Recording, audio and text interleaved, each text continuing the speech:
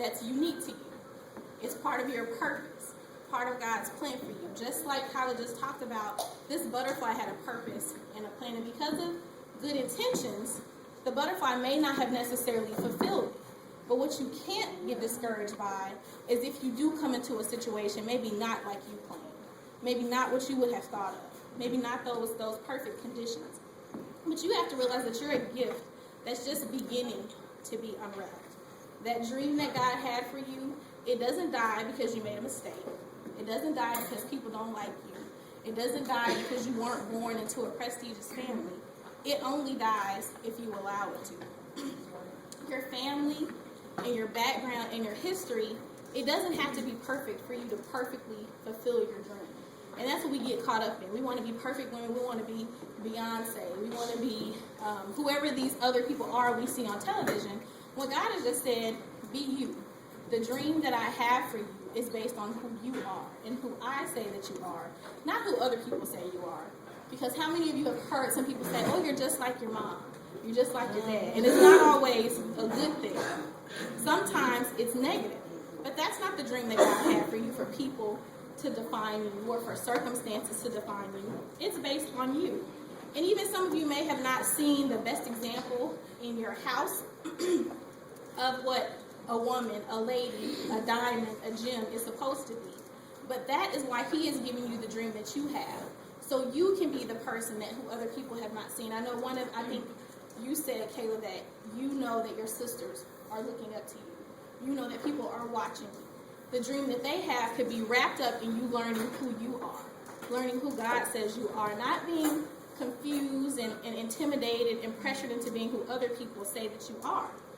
You can't settle for what other people are satisfied with or what other people are comfortable with. Your dream cannot be contained in what other people say. Imagine if our president, Barack Obama, would have allowed people to tell him, your dream is not going to get you anywhere. You're never going to become that. Then our children, our sons, you young ladies would never have been able to see the first black president if he allowed his dreams to be confined by what people say or by what people think. The dream that you have may seem impossible. It may seem extremely difficult that no one from your family, no one from your neighborhood, no one from your school has ever accomplished anything. So how dare you have a dream to do something different? But that's exactly what a dream is. Something that will impact generations, nations, for years to come. One of the greatest dreamers that we know, Dr. Martin Luther King, had a dream. Not about history, even though we learn about it in history books, but it was for the future, for what was to come, what would impact later. That dream that he had years and years ago, before you were ever born, is part of how we have the president that we have, how we're able to go to school, different races, different ethnicities, all based on one dream. So your dream is not about your past and where you came from. It's about where you're going, who you're going to meet, where you're going to be. If you allow people to define that dream, you may be stuck exactly where you've always been. What you see in churches today, what you see in schools today, what you see in this program is all a result of someone's dream.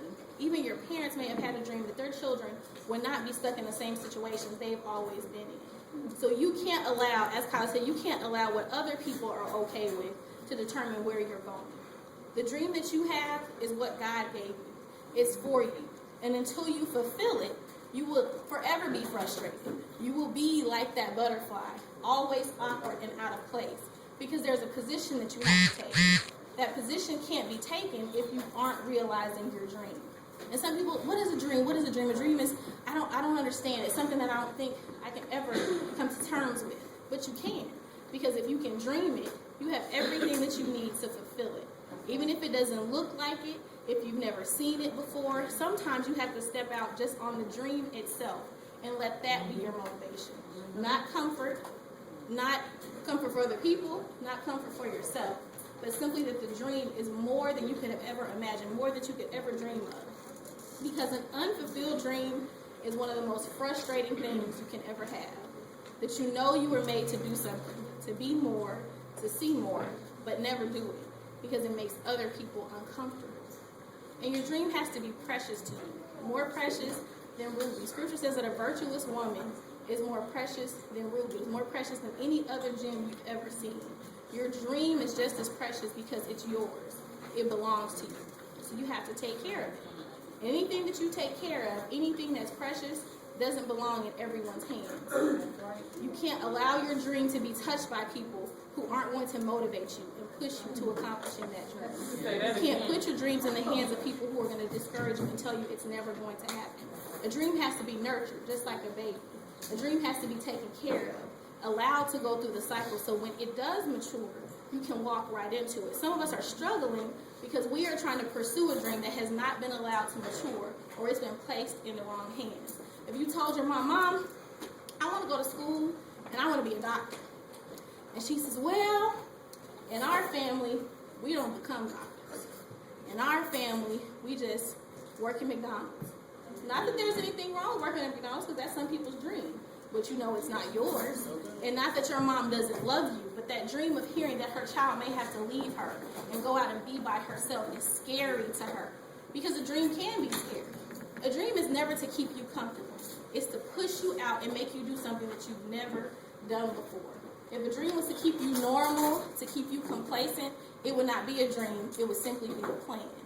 You can always plan to do the comfort. Just like today we came here, this plan was put together, but this plan came from a dream originally. You can't make your dream commonplace if you never do anything to work towards it. So be careful with that dream. Be careful of what God has placed inside of you. It's fragile, meaning not touched by everybody, handled with care.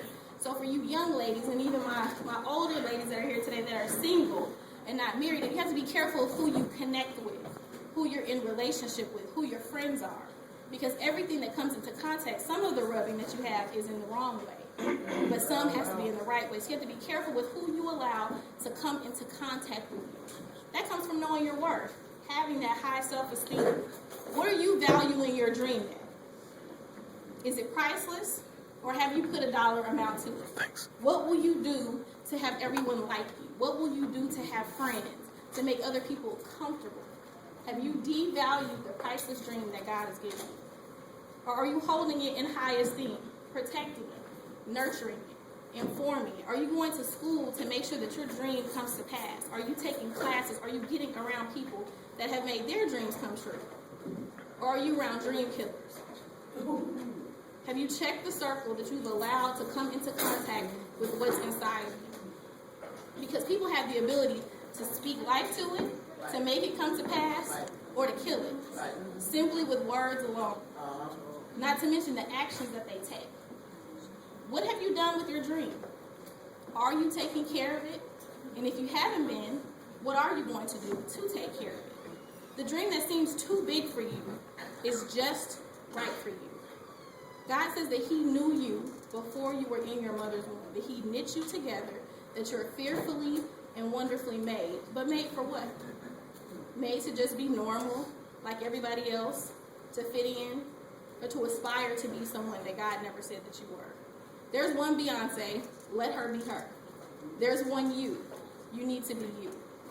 And that's all based on the dream that you have. The dream that's inside of you, the dream that you have locked up and not let anyone see because you're afraid of what they're going to say. But how much would it do for the people in your family to see you, just one person, step out on the dream that God gave you? Would that give them the courage to step out and do the same? By us being silent and not allowing our dreams to speak for us, we're influencing everyone around us simply by doing nothing. Doing nothing is the same as doing something because you still have a choice. A choice to say yes or a choice to say no. Everything that you say no to leaves a whole list of things that you can say yes to. So you can say no to people killing your dream. So that way you have an opportunity to give it a yes. Or you can give the people a yes to killing your dream, which means that no, you will never fulfill it, simply to make other people happy. How is making them happy by not fulfilling your dream doing anything for them or for you?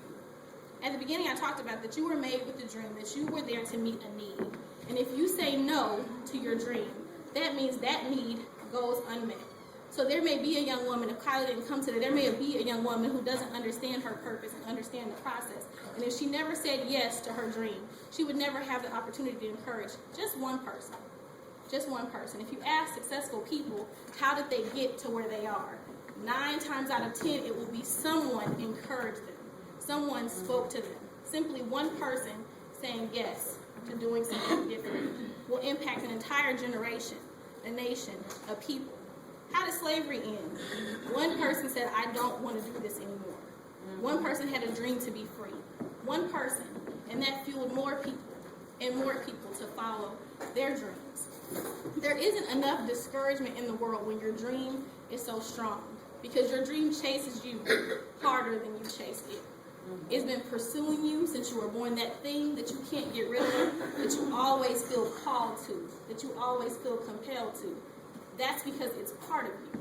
Your dream is not this foreign thing that somebody has to tell you who you are. You already know. Just life has happened, and things have happened, situations have happened, that you get confused. It may go to the back of your mind, but you never forget it because it's a part of you. You can't forget part of who you are. We like to say, don't ever forget where you came from. But I like to remember, never forget where you're supposed to go. Your dream will not let you stay where you are. Circumstances will want to keep you there, but your dream is what is constantly calling you and pushing you to be better. When you get to college, if you choose to go, that will be the thing to make you stay up all night to study. That will be the thing to make you skip the parties so you can be the best at who God says you are. Because a dream doesn't allow you just to settle for mediocre. You have to be the best at who you are. Because if you're not going to be the best you, who is? Who's going to take the time to be best at being you if you don't take the time at being the best you? So the dream that you've ignored, that you've forgotten, that you think is weird because other people say it's weird, it's time to let that come back up. It's time to resurrect that. This graduating from the Sparkle Mentorship Program is just one step in the process to working towards your dream. You needed this. You needed to grow up how you grew up. You needed to be where you're from, because that makes the dream even stronger. So you can't stay there. You can't stay there.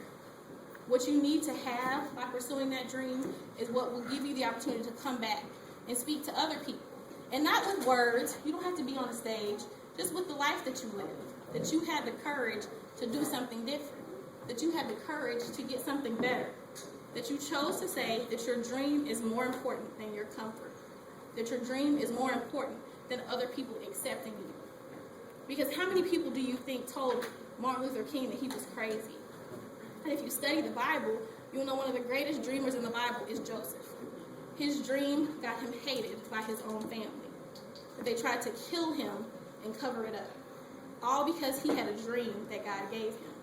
But eventually, when that dream went through the process, through the life cycle, that same dream that he had was able to save his family.